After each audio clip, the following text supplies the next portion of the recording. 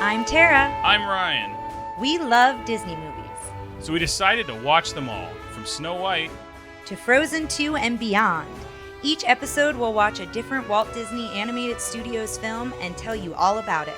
Did we like it? Does it hold up? Who's our favorite hero? Or villain. We'll give you history and fun facts about each movie. And sometimes we'll invite our friends to watch along with us. So put on your tiara or your evil crown and join us on our adventure. This is Tara and Ryan's Princess Diaries. Hello, listeners. We are back, and I'm super excited because we have our first couple. So yes. We've got a little double date for this episode of Tara and Ryan's Princess Diaries. So, guys, we had a contest on our Facebook page. Check out the Facebook page; it's where the party's happening. And we asked for our listeners to bring in, if they had friends they thought would enjoy our podcast, to come in and invite them. And my good friend from third or fourth grade, third grade is a long time ago now, unfortunately. Brandon was kind enough to invite a bunch of his friends, and so he and his wife Katie, who is an artist in her own right, have come aboard. And the first time I met Katie was at was a few years back when we used to, people used to go to these things called conventions and talk to other people. And I met her at the Staples convention here in Austin, and so they are here to kind of chime in with. Now let me get the name of the movie correct. It is DuckTales the Movie : The Treasure of the Lost Lamp. Treasure of the Lost Lamp. But yes. Thank you so much for joining us today, guys. Yeah. Absolutely. And we should say that they came very prepared. Oh yes, and themed, which I love. They're also our first cosplaying guests. I love we it have Donald so and Daisy Duck. It's great. So we're excited for that. In the few moments we've had before we started, Brandon and I were catching up, and Brandon was so nice to pull out some yearbooks. Like, I think it was our senior year and then the third grade year. Yes, yeah. Well, I mean, that's why you keep them around, so you can have the embarrassing moments later on, right? Where you think you were so cool, but now you're like, oh my gosh, what was I doing? My yearbook photos were always the worst. I had one when I was in college where I was in marching band in college, and Brandon and I both played trumpet all throughout, all the way through high school. And in college, I played trumpet. We were in the marching band. There was a picture of me that they did a thing on the SMU band, and one of the big pictures was me. I think it might have been my senior year, and I'm just like, the picture was captioned, like Senior Ryan Jenkins yells encouragement to his fellow band members, which might have been what it looked like to an outside eye, but to everybody, our band was very, very fraternity-esque, where there was a lot of like hierarchy, like. But so inside it was clearly everyone's like, oh, he's screaming at someone for screwing up. Like, he's being a complete jerk. So then I very vaguely remember it getting like blown up kind of big. Maybe not huge. In my head it's probably huge because it's me and that's how my brain works. But I think people wrote, like, they put it on the wall in the band hall, and everyone wrote, we'll have to quack this out, like, and, like, arrow pointing to me, and things like that. And I was like, great, thanks, guys. Oh, that's great. But anyway. So if you want to get on the Facebook page and see very embarrassing pictures of me, I'm sure Brandon will be nice enough to. Well, she has a very good scanner, high quality imagery. Wonderful, high quality. Yeah. Oh, I could make downloadable posters for people if they wanted to have of your if they wanted to have that particular photo. Fantastic. Perfect. on that angelic third grade face, how dare you? Anyway. So, I'm kind of curious your relationship with Disney or with this movie in general, because what we did when Brandon won the contest is then we gave him the list and this is the movie you chose. So I'm kind of curious. Well, there were a few that I would have jumped on, but Three Caballeros was already come and gone. Oh, yeah. And some others were already taken. So I was like, all right, I love DuckTales. We're watching DuckTales right now, the newer series. So I was like, isn't the new one so good? It is. They canceled it already. I know, but they're gonna have a podcast. Did you hear this? No. There's a podcast coming with all the voice members, and they're going to continue the story for about 5 or 7 Oh, episodes, cool! So it's almost like a comic. So they just didn't want to pay the animators, is what I'm understanding. Yeah, which exactly. Sucks. But I don't know how official this new podcast is. Oh, okay. So it's a shame though. It was a great series, and they did a really great job of adapting the older series. I loved it. So what do you guys remember about the old series, or this movie in particular? I remember, watching the spin-offs of Darkwing Duck and all that stuff, and of course, which also brings up a memory of me in class in 3rd grade singing the Darkwing Duck theme song to myself during a test, and my friends were making fun of me later about it during lunch. Like you didn't realize it was. Yeah, I didn't realize I was being that loud. Yeah. ADD brain. Listen, as someone who has started a Disney podcast, one of the things I was telling Tara the other day that I'm realizing is there's so much Disney just going through my head. I've had Beauty and the Beast in my head all week. I've had Bonjour. Yeah. Like it's at any time song. there's a Disney song. Yeah, anytime going we through my do head a now, new so movie. I completely understand. Yeah, I mean, we're living Disney right now. We got a trip coming up next month, and our kids Thomas is all about Frozen still. So my son was that's such an earworm. Oh my gosh, he was performing the Into the Unknown one time at dinner, just the entire song, except for one verse. But he got the entire song, and I just wow. Luckily, it's a good enough song that I'm not totally hating it yet, even though my son listened to it every day back and forth from school for months. But yeah. Well, if you guys want, because you guys are talking about earworms, I one of the things I went on a deep dive on this morning before we did this is the DuckTales theme song. Ooh, I was gonna say yes. Yeah. That is a bedtime theme at our house. I used to have to sing that as one of the bedtime songs. And I found out how little I thought I knew the whole thing, and then I'm singing it to him, and I don't know the words. Shoot, okay. You know the words there's really well apparently, as long as the song's playing. There's apparently, and we'll get into this sec. We'll kick up here in a sec, but there are apparently extra lyrics in the movie version of it. Oh, interesting. There's an so I was reading about that. Yep, it's the extended version. Yeah. Katie actually found a version on YouTube that has all the different language versions as well for the newer series. That's a fun story I too. Loved it. So we're gonna go on a deep dive of this, but let's. Well, do you have connections with the film? I remember I watched the heck out of this film because I think I recorded it off of Disney Channel, and just watched it a lot. And I think I remember the genie, who's voiced by Rip Taylor. Mm-hmm. Not Rip Torn. Rip Torn is the boss from Men in Black, so that's a completely different voice. This is Rip Taylor. And I remember Dijon, who's like the henchman bad guy, correct? Mm-hmm. Yes. And that I have an interesting fact about that. Dijon is the only villain from the TV series to appear. Oh, right. So he was in an episode. Yeah. They talk about, again, I know we're going to go into facts here in a minute, but they talk about how for the movie, they didn't want any of the side characters like Gyro, Doofus, Bubba the Cave Duck, like there's a lot of other ones, as Bubba well the as the Cave villains, Beagle Boys, Magica Dispel. They didn't want to bring a lot of those in because they didn't want to confuse newcomers. So if people were just going to see the film, I don't think that would have mattered, but they felt like they didn't want to add a bunch of side characters that had relationships already, I guess, written. I find that interesting that they included the Beagle Boys in that because they were a staple of the comics. So that's and a lot of other stuff. So it's so some of the other ones I could understand. You don't really want to explain the backstories, but the Beagle Boys were just there. They've always been there. So that's interesting that they excluded them as well. Yeah. It's weird because I feel like it's an opposite of what they would do now if they made a DuckTales movie. Then, like, nowadays, it's all about fan service and making sure everyone has a minute in the sun. And back then, it was like, we want to make this encapsulated story. I don't know. It's just an odd change in attitude, right? Yeah, it might have to do with more time, too, and people can pause and catch little things. You can put it in there in subtle ways now when we've got the HD and all that stuff to actually catch those little details. Mm-hmm. Which this movie is interesting to me is I watched one of the DuckTales movies, but not the all the time. It was constantly on the Disney Channel when I was little, and we recorded it. Which one was it? See, I don't think it's this one because I don't remember the genie. I remember they were like going from place to place. It was definitely an Indiana Jones knockoff type movie. So it sounds like it's this one, but I don't remember the genie. And well, funny you should mention Indiana Jones. Because there's a scene in this one in an Explorers Club, and keep your eyes out for Indiana Jones. Tara's giving me... I know, that's listeners, one of my Tara likes to give me this mean look when I take her fact, and she angrily like crosses it out on her. Well, do you have the her little notepad? sheet Like you here. stole Well, my I have the art book and stuff. Because the Indiana Jones, the artist, they got him to do the DuckTale posters for this. Drew Struzone. Yeah. And so he's Yeah, actually. They're beautiful.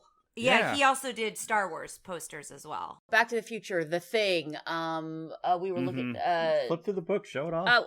Yeah. So this is they don't have it. I was so mad. That's the only thing they don't have in the book. But when y'all do Rescuers Down Under, these are proofs for the Rescuers Down Under stuff that he did. Wow. And they actually were not approved. So I don't believe he's the artist that ended up doing the Rescuer Down Under poster, but he did do stuff for it. But yeah, they didn't have DuckTales one, but this is, I mean, you can tell they hired him to make it look like Indiana Jones. Yeah, absolutely. Exactly. It kind of, or like Goonies, you know, Yeah, the Goonies poster, like they're all like the hanging. The title too, like how the title presents itself. Exactly. And, yeah. Oh yeah, Adventures in Babysitting, Police Academy, yeah, all these all the 80s movies, he was the artist. So I remember also, I watched a DuckTales movie. What you might have watched is like sometimes with these, what they'll do is they'll string together what ends up being like 3 episodes when the show comes out. That's usually that's what what I I think think. of being the movie is like the last 3-parter of the original series. Do you remember there was one I saw a lot that was a movie and it was the like origin of Gizmo Duck? I remember that one. Yes, I hadn't thought about that. That's the one. That's another one I had recorded and I watched over and over and over again. Well, and this movie takes place in between the 3rd and 4th season Yes. of the original series. So that's kind of... So this is the official theatrical release one, though, right? Yes. Yes. Mm-hmm. This one was done by it was called I've got that. Disney Movie Tunes. Yeah. Would you like me to talk Go about ahead. that? Well, I guess first we should say it was 1990 when it came out. So let's do the And- top 3 movies of that year, which I think we've already done for The Rescuers Down Under, but we'll do it again. Ghost, Home Alone, and Pretty Woman. So the synopsis is very quick, too. So Scrooge McDuck takes Huey, Dewey, and Louie to Egypt to find a pyramid and magic lamp. So it's pretty straightforward. Yeah. It got an 88% on Rotten Tomatoes, and when it was released to theaters, it was released by Walt Disney Pictures, but it was the first time Disney distributed an animated film not produced by Walt Disney Feature Animation. So it was the first film to be produced as Walt Disney Television Animation, and then there was like that nickname that you were saying. Disney Movie Tunes. Yes, yeah. So this which was I kind think of now the is first Disney to do Toon that. Studios, or before it might. I don't know if think it still so. exists. They've But it's closed the that, one I'm that pretty sure. Yeah, but they did a lot of the animated sequels. They did Goofy Movie, things like that. Well, and when this came out, it was a summer movie in August, I think, and its competition was Jetsons, the movie. Oh So- my God, do you remember that? Yeah, so it was not as a big financial success for Disney. Opening weekend at the box office, it made like over $3 million, but Disney felt that it was a flop. They didn't feel that it was very successful. For back then, I mean, that might. Yeah, well, and they depends on how made much it so much cost. money. I think they just started comparing everything to The Little Mermaid. Yes. Too. I think they just started comparing to how much they made on that. So all sequels were scrapped. Originally, they were supposed to be, this was the first in a series of DuckTales films. There were going to be more DuckTales films. And then all sequels were scrapped after the release wasn't as successful as they wanted it to be. Yeah, according to this, it was a budget of $20 million, but only ended up making 18.1. So yeah, that's a failure. Yeah. However, when it was released on VHS in 91, so that was a year later, it sold 2.3 million units. So it did better, I think, in the VHS release. Well, I think everyone's used to seeing this one on a small screen, so Yeah. I don't know. Did you guys see it in theaters? Oh, no. No, definitely TV. I was going to say, the only movie I Yeah. can remember seeing in theaters was the My Little Pony movie when I was, in terms of the animated. one with the sludge that covered them. It's called like the flu or something. Yeah. That's the only Saturday morning cartoon theater movie that I can remember seeing. Yeah. I, of course, would have to go to Jeremy because his memory is so much better than mine. So we may have seen this in the theater, but this was a movie we watched all the time. So much so, in fact, that I can't remember the details now. He either brought it or it was just at the house. But we rented a house in Rehoboth, Delaware for my bachelorette party. And like when we were making dinner one night, we watched it. Like as we were like getting ready to do stuff. That's funny because at my bachelor party we were also watching like '89 Batman and like Yeah. really like we were all watching Yeah. nostalgic stuff. When I say I have information on the tune that we all remember, The theme song.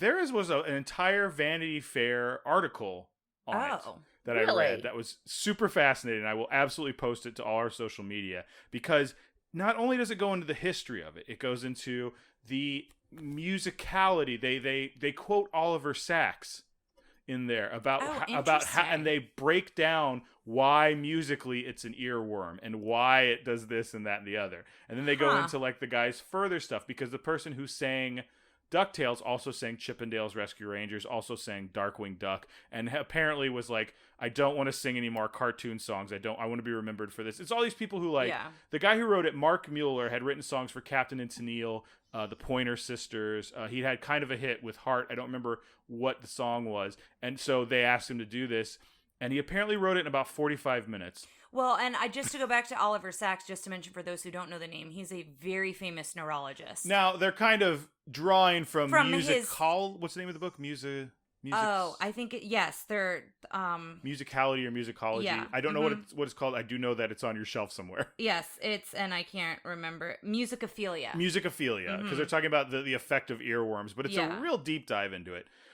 He was paid. It took him about 45 minutes to write. He said it just came to him, and he was really having a good time, and he was being very loud about it, because one of the things about his apartment was he lived above this elderly sisters who were hard of hearing, so it allowed him to really like get exuberant with this, and he says that was some of the reason he was able to create such a catchy song. Yeah. He was paid, let me get this right, $1,250 for it if it aired. Oh, wow. Oh. And there, the whole thing talks about how there's so many covers of it on YouTube. Does he get any kind of residuals or anything, or it was just like a flat fee? I or they didn't see go anything into about that. Yeah, wow. It was on Dancing with the Stars. Someone danced to it on Dancing with the Stars. We'll have to find that video and put it up. And then they talk about the how big a deal DuckTales was, because DuckTales was done in 100 different countries in 25 different languages. It was actually the first American cartoon aired in the former Soviet Union after the Cold War. Huh. Wow. So, and all of them had the same song, except for one country, and that was Korea. And Korea wrote their own theme song for it, and after about a season, they went back to the original theme song, because apparently it's very unpopular. However, I'm going to read directly from the article now. That unfortunateness aside, Mueller's theme song was free to become a global phenomenon, and it did, albeit with modified lyrics. Roughly translated, the opening lines of the Norwegian version are, "Come along, meet an acquaintance. Scrooge, Donald, people and animals offer you excitement. Here, almost everything happens. Here, almost everybody lives." Oh my gosh. The Spanish theme promises many adventures with the bad guys and also the good ones. The French version emphasizes Scrooge's impressive status and wealth. He's the greatest boss of all the city. He's the most powerful. He's worth billions in gold, in dollars. Even the woohoo gets fine-tuned from culture to culture.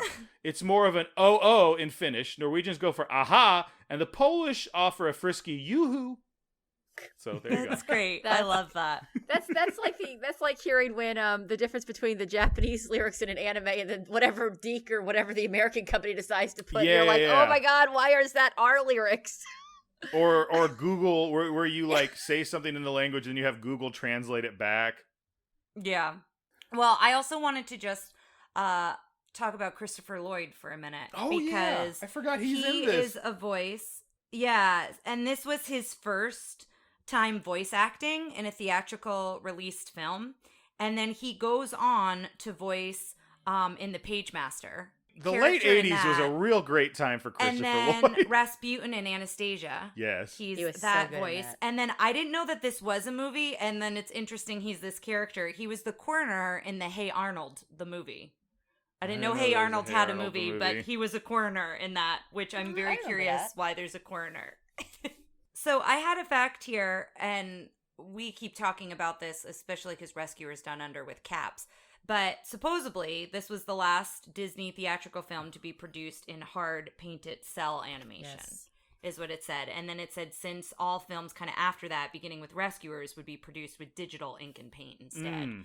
And so we go into that more in Rescuers about the whole digital system of Caps. But I did think that was interesting that this was kind of one of the last ones to do that. I remember being so mad when I saw the previews for Rescuers Down Under. I hated that look. I hated the look so much. Really? I thought it was. I Yeah, really liked it. I could actually remember being a little kid and going, did they fire all the good animators? What's going on with the animation? What happened? I was I can understand that, though, the contrast. And even after we watched Beauty and the Beast, just the contrast between that and Little Mermaid. Because even though, like, some things were hand-drawn in Little Mermaid and obviously other things. Obviously, it's gotten much better, but I think the disconnect between, me as a kid and, I'm watching Great Mouse Detective, I'm watching, DuckTales, I'm watching all this stuff, and then there was, like, because it was the first one, I think there was a simplicity in the way they did the color and some of the shadow and stuff on that, in that particular movie, and I think it stuck out to me as a kid that there was a loss, or I felt like there was a lack of detail that they had in that one, and that's what I can remember being... However, 1990, I'd have been 9 years old. Fandom rage at Disney at 9. I feel like that's probably why you're an artist and I'm more of a designer, because like I was like, what's the story? And that was well, that was going to be my next question. Can you tell if Katie's a digital artist or a physical media artist? I don't hate digital. I'm doing digital art. I like digital art. I love having an undo button. An undo button is fantastic. But yeah.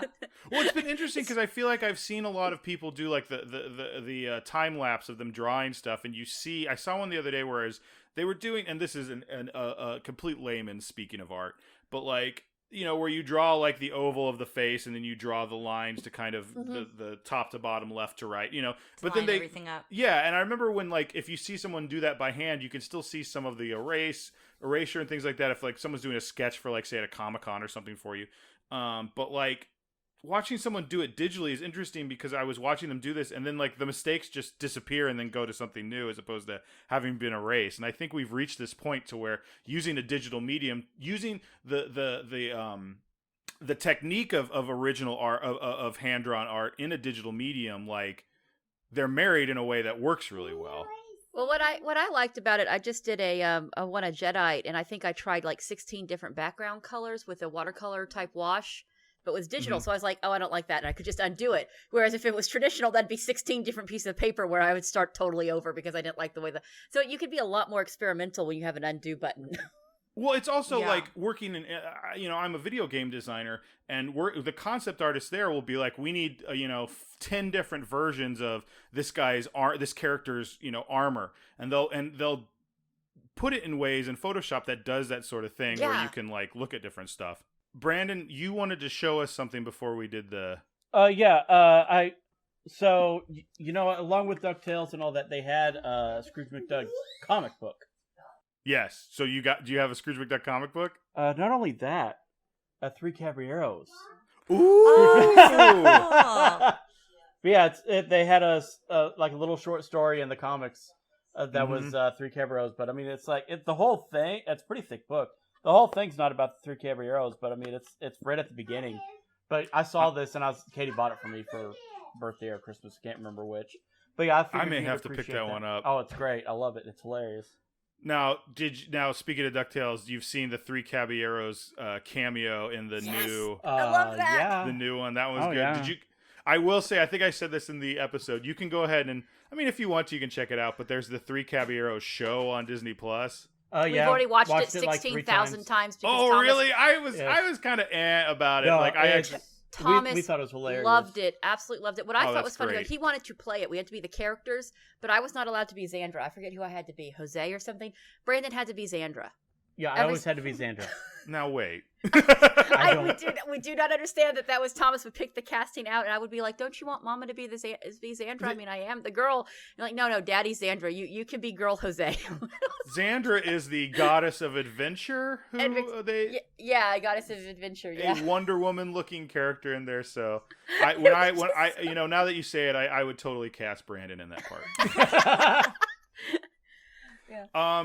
Guys, do we have anything else we want to go over before we check this one out? Well, I was just going to say, growing up, I read a lot of the Uncle Scrooge comics, so I kind of liked seeing, with the whole series of DuckTales, with the movies where they would bring in stuff. You're talking about old Easter eggs and stuff, so that was the original Easter eggs for me, was having read all these comics from my dad growing up, and then I would see them in the animation and be like, oh, I know what they're pulling that from. And it was sort of fun. That's cool. Yeah, that's a neat connection. I think I had one, and it was just the middle of a story, which is the worst when you're a kid. Like, oh, no. when I was older and I collected comics, I'm like, I'm going to get this whole run, I'm going to do this. But when I was a kid, it was like, whatever I got for Christmas, or like, and people would just go, and family who were buying, right. Yeah. So they'd be like, oh, he know. likes Donald Duck, here's Donald Duck comic. And it was like, part 3 of a 7-part story. Oh, and I'm yeah. like, okay, all right. Well, and there was a Donald Duck short that came out with this film as well. I Duck wanna say, Dude. Yeah, from 1951, I think. So yeah, when it was out in the theaters. So we'll have to see if we can find that. Yeah, to and post put that up somewhere. Up as well. See, I grew up, my dad owned a comic book shop, so I grew up with the comics. And when he was younger, Wow. he really loved the Disney stuff. And, you know, when you're trying to find child-appropriate comics and you have 90s Marvel going on, I got a lot of the Disney stuff. Yeah. That's really Because neat. 90s So, Marvel was not shooting for a younger demographic. No, it was not. It was not. So he would give me a lot of the Disney stuff and a lot of the Donald Duck, and I think there's one Terry and the Firmas about these little rock creatures. Because Yes, the little balls. Because I used to make these little clay creatures, and my dad thought it coincidentally looked like these creatures from that comic. So I think I've still got that one somewhere because it's one of my favorites. But he went out and got that one for me because it looked like these little Play-Doh clay creatures that I used to make. And there's an old episode of those guys. There's a new episode Yes, with I was those so guys. excited when that was what made me think of it because I was so excited when that episode aired both times, new and old. So, but yeah, so it was really fun having all that background where he would get the old Disney comics and have me and show them to me, and some of the really old stuff because he was a collector and I had stuff from when he was little in the 50s and 60s that he kept. And then getting to see that in DuckTales and then getting to see that again in the new DuckTales was a lot of fun, which I still remember there was a antique archaeology and they're going through a collection. They're like, nope, none of this is valuable. And I'm like, oh my God, that's all the Disney stuff. That's incredibly valuable. Stop just looking for Marvel and DC. Oh my God, the Disney stuff is incredibly valuable. Yeah. Oh my gosh. That's great. So guys, we're going to take the VHS out of the clamshell and stick it in the VCR. All right, see you on the other side, listeners.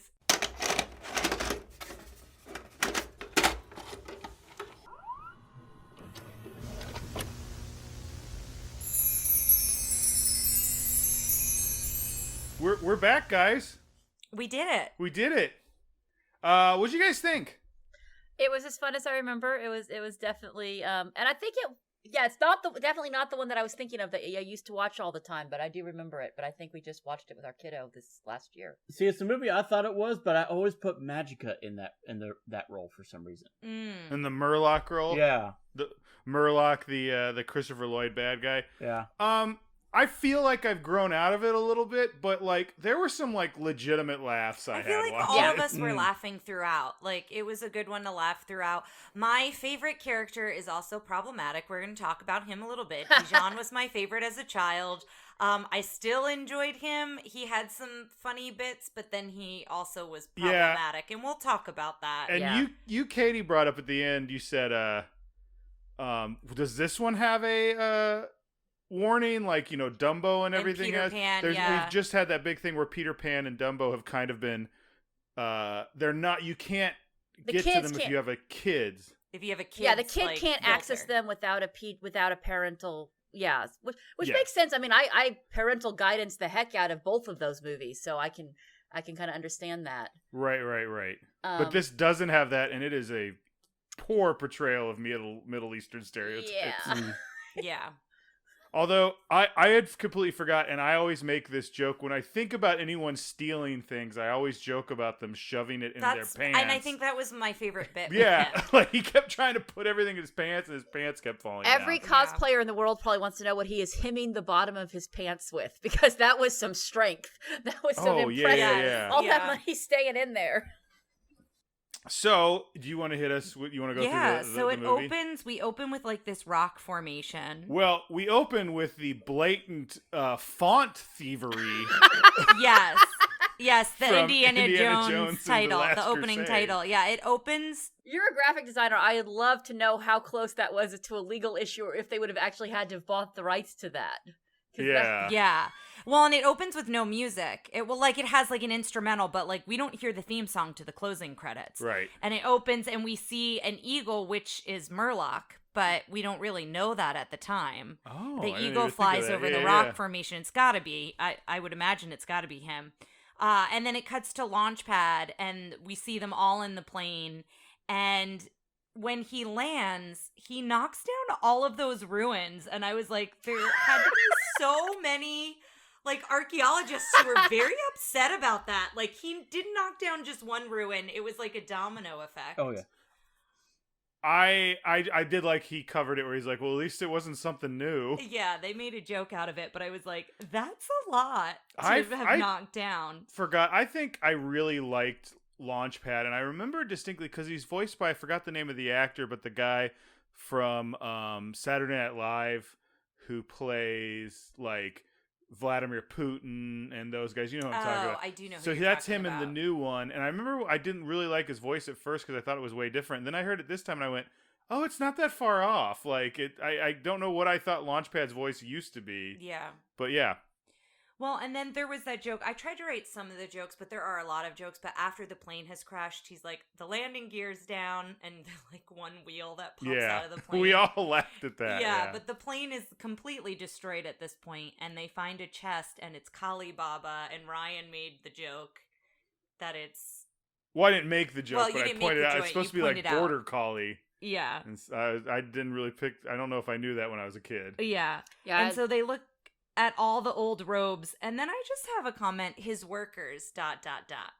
Because it's all the people who are working for Scrooge, and this is where the stereotypes kind of start. He has a hired group of people who have been working and searching for the treasure, and they find this chest. They all are, essentially, just anytime they're not talking, they're all kind of like, oh yes, and they're doing kind of the best thing they do, like Arabic gibberish, which is like one step away from what they did in like Team America World Police. It's real rough. It did remind me of a time when we went to MGM Studios and my dad, doesn't me brag on my father a little bit, he got called up to the Indiana Jones stunt show when they picked people out of the audience.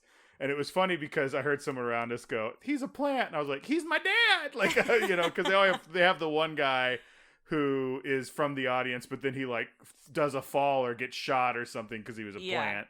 But they had them all go up there and dress in Middle Eastern attire, and like they're like, when something happens, start speaking in whatever, and they all just did that. And at the time, I was like, oh, that's so funny, and now I'm like, oh boy, that's not good.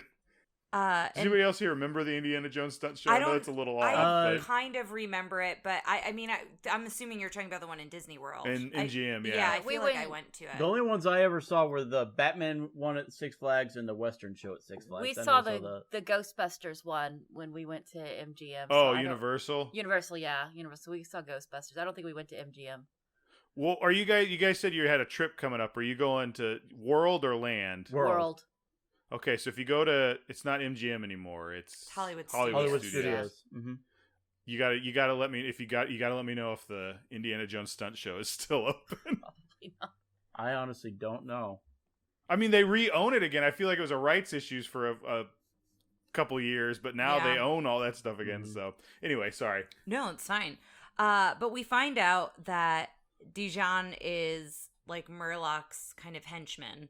And then this is where Brandon mentioned that Dijon reminded you of Benny from The Mummy, and I would 100% agree. Like, there's so many, just kind of the way he is, especially as the tour guide in the beginning and everything. I feel like that's a good link. And well, I mean, it's like the personality was on spot. The fact that he was pocketing gold in his pants every chance he got. Even some of his expressions and like the dark circles that they gave that character actor in the Mummy, he had that same kind of look in his eyes sometimes, like to that extent.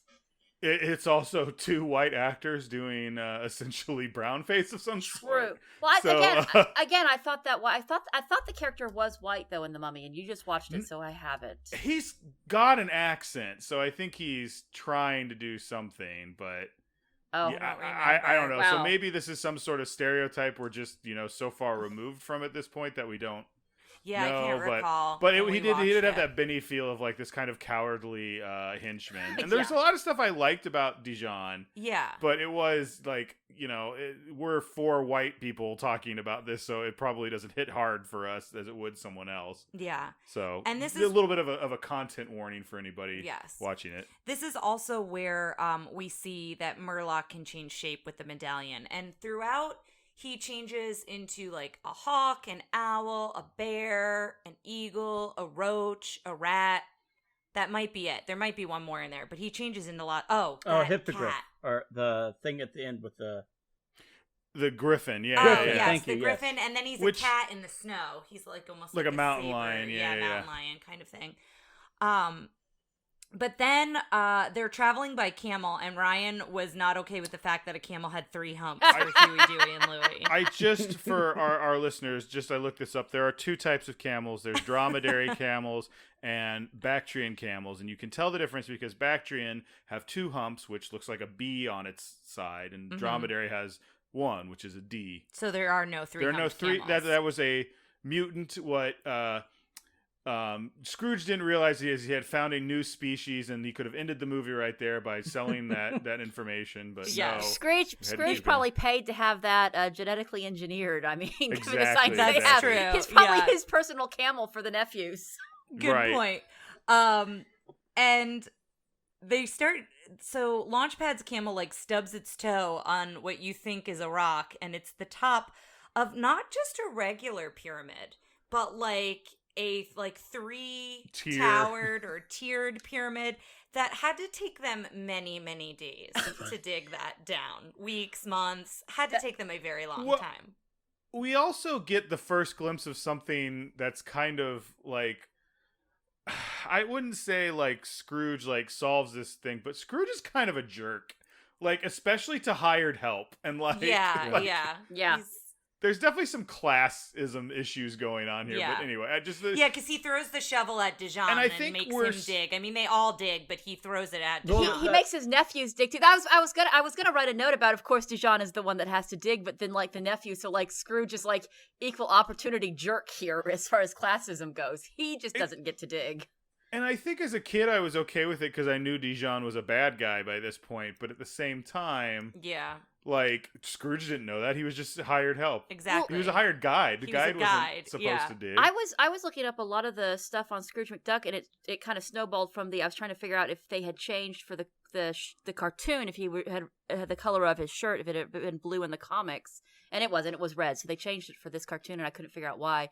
But I was starting to read a lot of his early history, and he was introduced as a villain. Like he had things where he obliterated people to make rubber plants in South America and stuff. I mean, like absolute villain in the 40s. He was dark. I was shocked. And so I mean, he had this whole thing about how he just hates everyone and everyone hates him in his first introduction, and he was absolutely meant to be a villain for Donald Duck.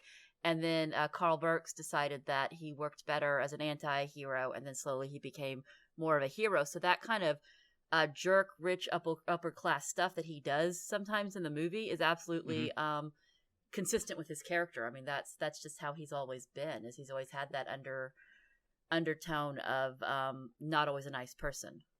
Wow. Yeah, and his arc kind of follows that in this film, because he does kind of get to that point where he kind of saves the day a little bit. Yes, like, but he's still very miserly at the end. He's chasing. That guy could have gotten away with the pants. Dijon could have gotten away with the pants full of money, and it wouldn't have done a dent in like. That is very true.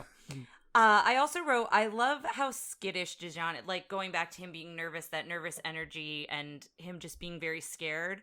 But when they go into the pyramid, he tries to stay outside by saying, "The camels will be so lonesome." I remember that. And then line another line he says is, "My kid. mommy is expecting me," because somebody mentioned something about mommy, I think, being nervous to go in.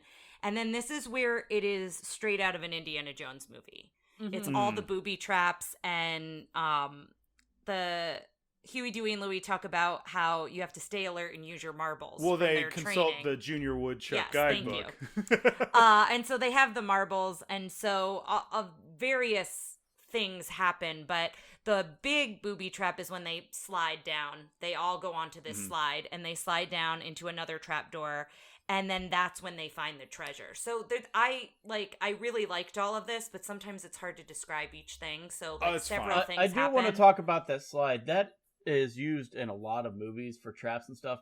But am I the only one that ever sees that and goes, I want to fall into that trap?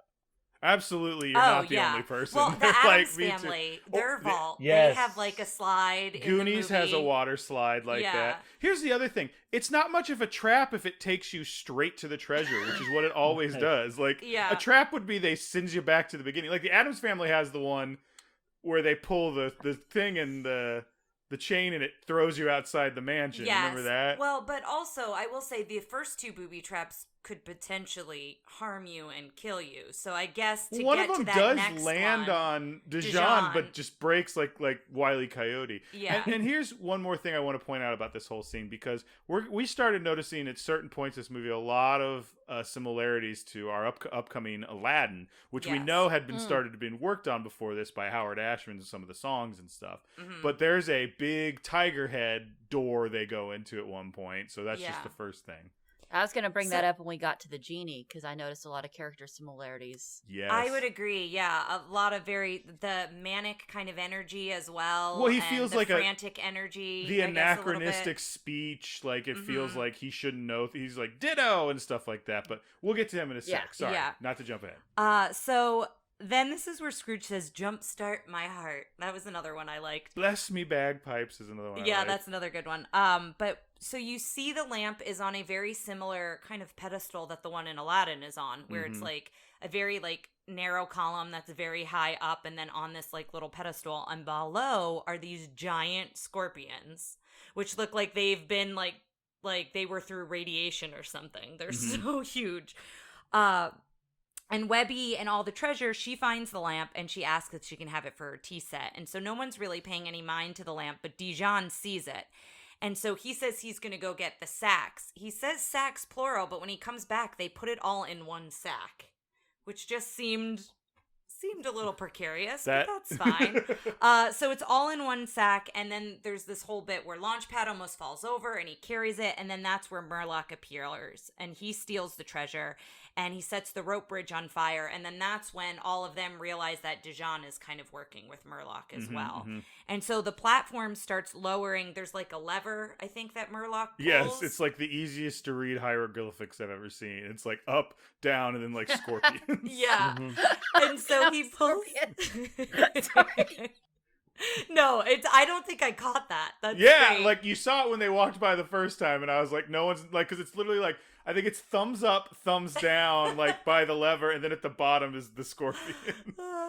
So he pulls that, and then the platform lowers to the scorpions, and they wind up using what the treasure was in, almost like a turtle shell, and they all get under it to try to avoid them, and then they wind up seeing all this water, and then they flip it and they use it as a boat, and that's kind of how they get out eventually. And it cuts back to Dijon and Murloc, and they're looking for the lamp and all the treasure. One note I saw on the when they did the boat on like the turtle shell, he actually said, "All right, everybody, turtle time." And then the triplets, they all Hugh, Dewey, and Louie, they all said "Cowabunga." That's right. Oh, really? Yeah, I picked up the TMNT reference there. Yeah, thank you for mentioning that. So when we cut back to them, they're in the water, and Launchpad has that line that's like, either the water's getting higher or the ceiling's getting lower. And so they kind of get squeezed out, and they land on kind of this island, I guess. They land in a body of water, and they come up, and Scrooge is super defeated, and Webby goes to give him the lamp. And he said, it took me 40 years to find this treasure, and I'll find it again even if it takes me another 40. And then it cut.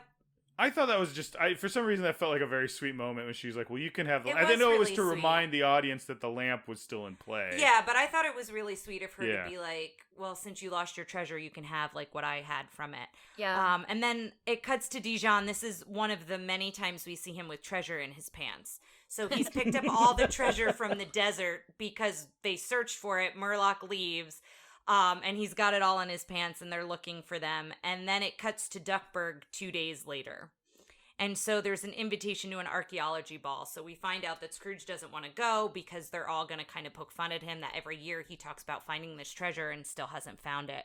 And so Webby's polishing the lamp with Huey, Dewey, and Louie, and that's when we find out the magic of the lamp. The lamp kind of starts jumping around, and the genie comes out, and they've got new masters, and he says, did Rome fall? And, like, he's trying to figure out, like, where they are in time. Yeah, this is where he feels like they both, like, they hired two, like, club comedians to play the genies, Robin Williams, and in this case, Rip Taylor.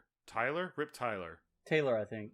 Taylor, yeah. He's the guy, if you don't know who he is, he was in Wayne's World 2, and he was in one of the Jack movies, where at the end they do a big stunt, and at the end he's in a canoe, and he always throws confetti out of a bucket. That was like his big thing. He's like, and he throws confetti. And his toupee. He had a very obvious toupee and a mustache.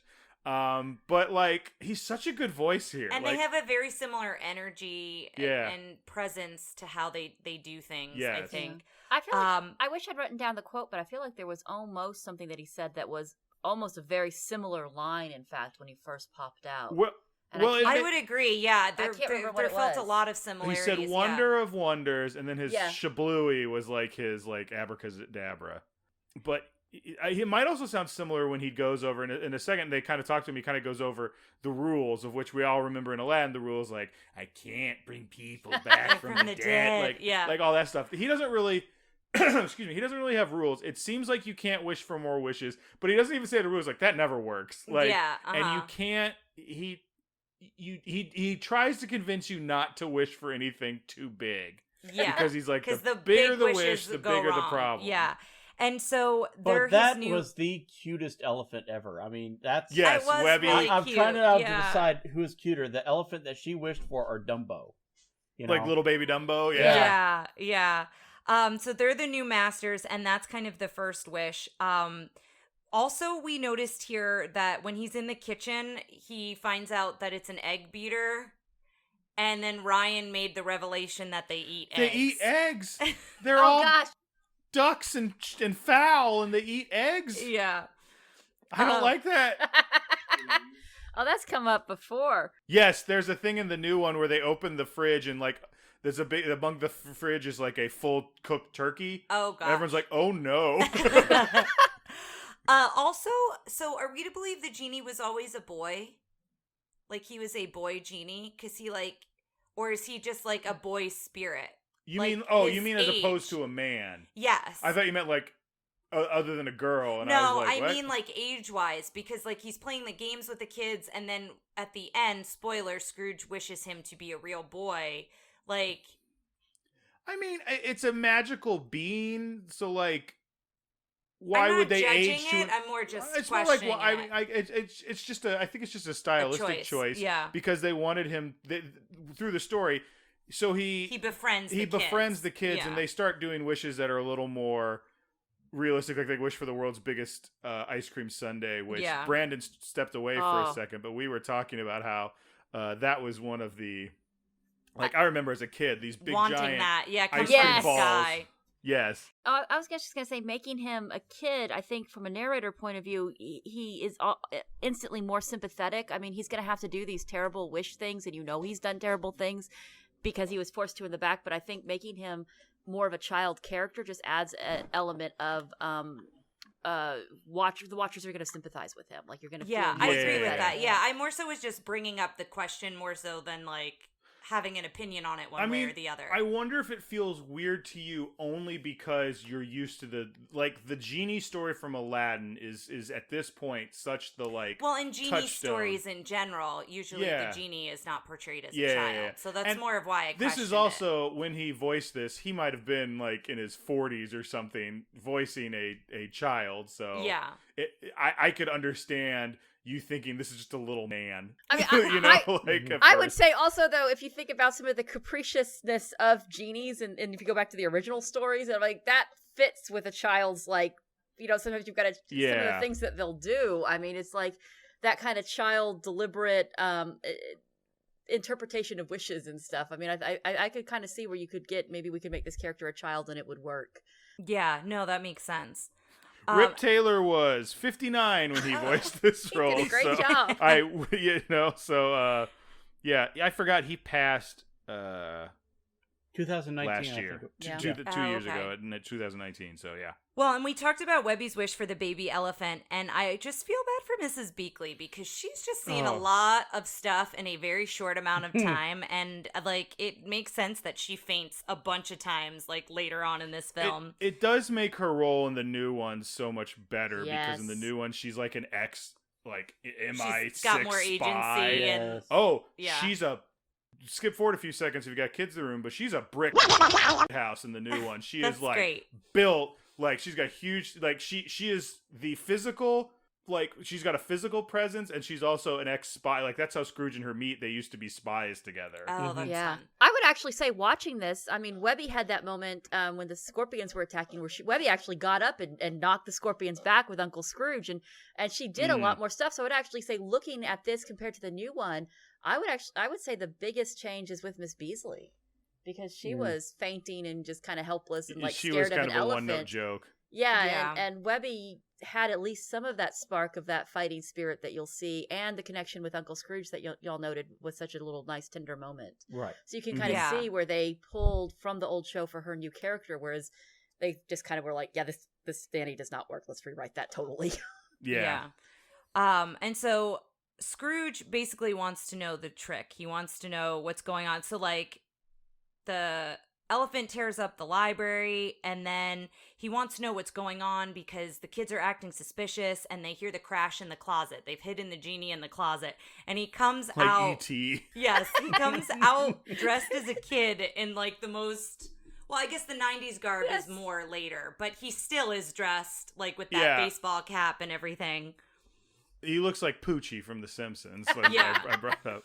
And then it cuts to all the kids. So each kid gets 3 wishes. And so they have all these toys. And that's where the giant sundae that Ryan mentioned earlier. And we were talking about how, like, that's every child's dream to want this huge sundae, like, in a pool. It was in, like, a baby pool. Mm-hmm. See, I actually missed it on that scene a little bit because I just was thinking initially, oh, they're just showing him the backyard and that's all the stuff that Scrooge got him.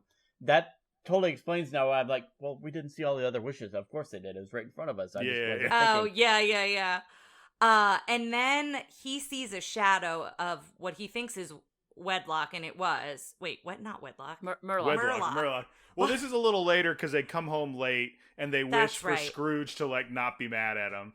And they're all like, that's weird. But then they all try to go to bed. I always forget that the boys, I think in every incarnation, have like a 3-tier bunk bed, which I love. Yes. And then there's an owl, and he sees the shadow of the owl, and he thinks it's Murloc. And that's when he explains. He explains he was the meanest master before Collie Baba. He destroyed Pompeii. He destroyed Atlantis. Like, he did a lot of really aggressive, terrible things in those examples. He's got an amulet that lets him have infinite wishes.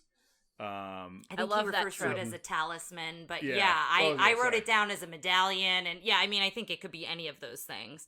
I do want to take one quick step back on the scene where they wish that Uncle Scrooge wouldn't be mad. I just love that scene and the delivery of the butler on there, where he was like all mad and everything. They make the wish, and he's like as sweet as can be, and the butler just comes in and says, "You told them, sir." What is that? Yes. What is that butler's name? Duckworth? Is it Duckworth or Dogworth? I don't remember. I don't know that we they got reference it. I think he did reference I just it. remember him from the new one because, spoiler alert, he's a ghost in the new Duckworth. one. Oh. Duckworth. Yeah, because Duckworth. he's not in like the first season. You're like, oh, I guess they took out this character, and then they make the whole story that he was Scrooge's old butler who had passed, and he came back as a ghost, and then he's in the rest of the show as a ghost. Mm-hmm. This is also where we find out that you have to steal the medallion or the amulet, the talisman from Murloc. He makes that clear. Like, then otherwise you can't wish. You can't wish it to you. Yeah. You can't wish it to you. That's what they were saying. And so then there's all these little rules that keep popping up. Yeah.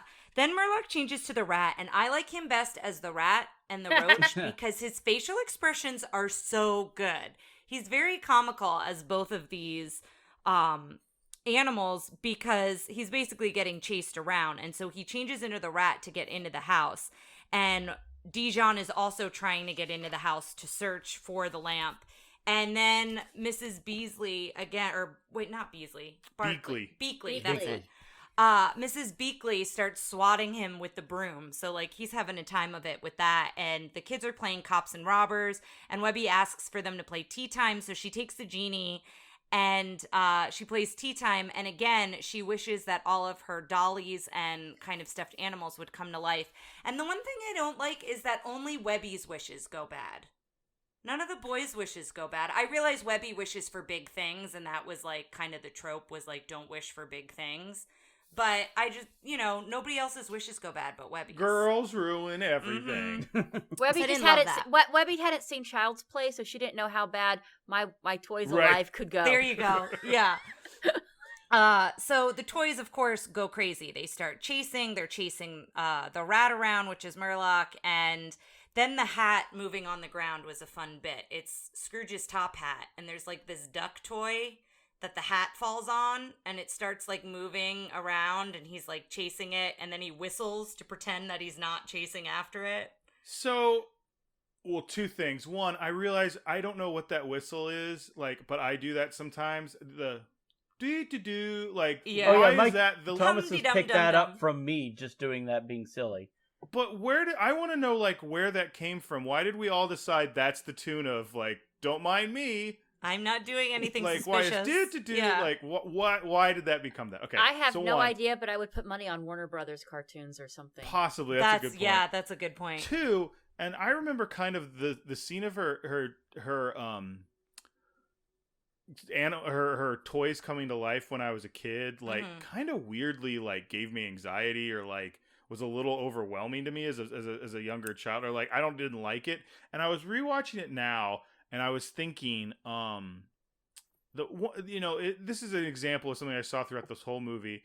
This isn't done by the typical Walt Disney studio. And this movie feels like, I don't know how to say it, but like over animated to where every time anyone's moving, they're like really just like, you need to come back here. And like, they're all just exaggerated. It's just, they're moving so much all the time. There's no like quiet moment for characters where they're just sitting there like, having slight movements or anything. Did anybody else feel that, or was... No, I noticed that too, that there wasn't a lot of subtlety in the animation. And I think that comes from just, it's the cartoon studio, so you're used to not having to have that subtlety for the children's cartoons. Yeah, you got like 20 minutes to get your point across, so that might be, that's a good point. Yeah. But that was just something I noticed when you're watching this. I noticed you could see a lot of the pencil marks, a lot of, you were talking about this earlier with the drawing and everything like that, but I noticed sometimes on the animation you could see the pencil marks every now and again. You have these really rough patches. Well, that could also be the resolution of our televisions. No. It was definitely like, it wasn't like as bad as sort of the stone or something like that. I love that technique anyway, so that doesn't bother me. I don't say bad to mean bad, but almost like the Xerox era. Yeah, like the Xerox with the era, like Dalmatians lines. Yeah, it wasn't quite that, but you could definitely sometimes see the pencil, I think, in it. Yeah. So we go back, and Dijon gets in the house and is sneaking looking for Murloc, and then Scrooge sees all the toys going crazy. And I love that the stuffed tiger eats Murloc as a rat. Well, I'll also say I appreciated in this scene that Mrs. Beakley kind of got her redemption a little bit for the elephant. And that she was just wailing on him with that broom. Yes, yeah, very much so. And so this is when Scrooge finds out about the genie. They kind of come clean and they explain it to him. And then, of course, Scrooge's mind goes to he wants all the diamonds, and then he wants all the diamond mines. And, he's thinking of all the things he could do and how these wishes are so valuable. And so his first wish is to wish for the treasure of Collie Baba back. And so now Scrooge wants to go to the ball. He wants to show everyone he's got the lamp, he's got the treasure, and all this stuff. And so,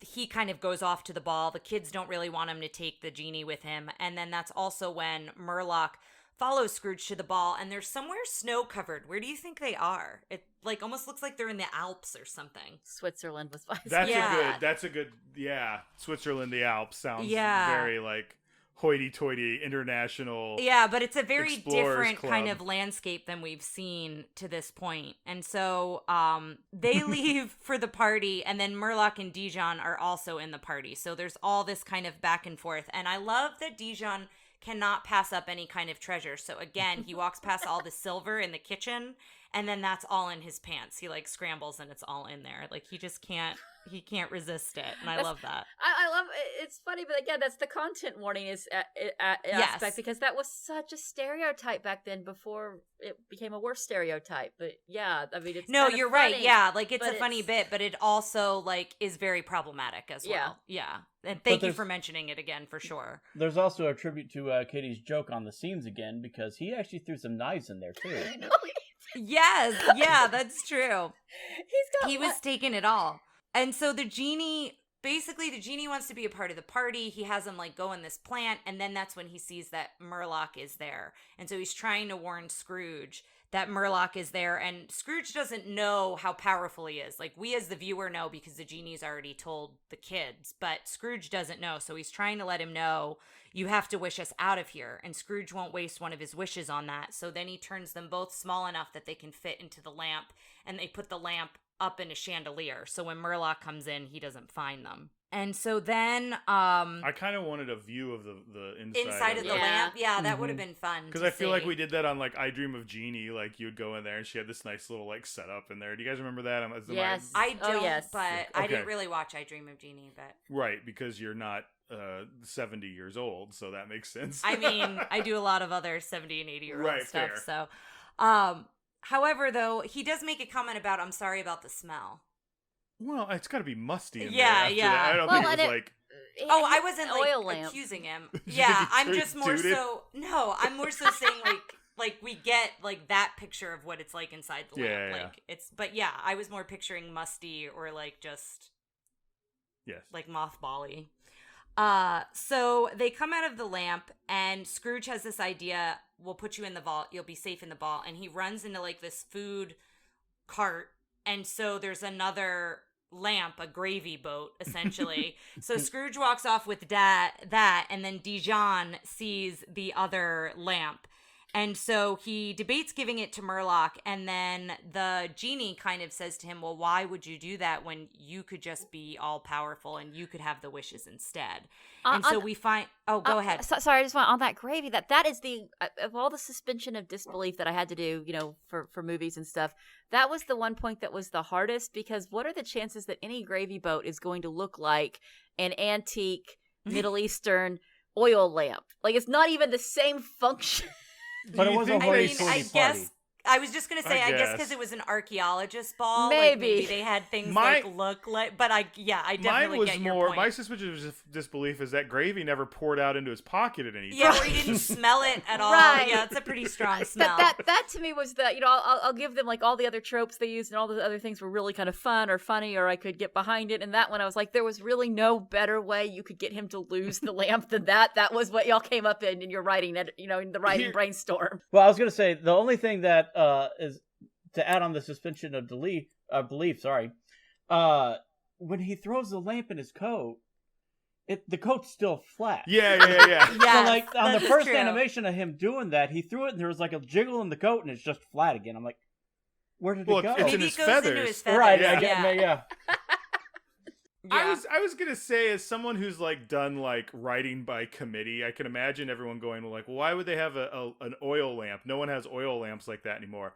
I don't know, gravy boat. Like, oh, okay, let's go. Like, I can just kind of see that. It's lunch. Come on, put it down. Yeah, exactly. we gotta keep going with this. So what the genie doesn't realize when he's kind of talked Dijon into keeping the lamp is he winds up wishing for Scrooge's fortune. So when Scrooge arrives, he realizes that Dijon now has his fortune. Like, it's a D instead of an S. That's like the dollar money sign outside of the mansion. The cops come and like take him to jail. Scrooge is in jail, and he promises to never make another wish for himself again when he's alone in jail. And then the family comes, the butler and the nanny and everybody and the kids. They come to see him, and he goes, kids, when we get back to the mansion, I'll pay you back. Because Webby has another really sweet moment where she brings her piggy bank. And she's like, I've brought the money, I brought money to help you. Listen, as someone who's bailed someone out of jail before. Look, I know it's going to take I've never more had than that much money in my piggy bank. I think it's a really sweet gesture. The person I bailed out of jail was Tara. Anyway, go ahead. Not true. But I thought it was a really sweet gesture for her. Again, like similar to when she tries to give him the lamp, right? She's trying to kind of help him when he's down and out. And so, Then they realize that Scrooge doesn't know that Dijon also has the mansion, factories, everything. Like anything that Scrooge used to own is now Dijon's.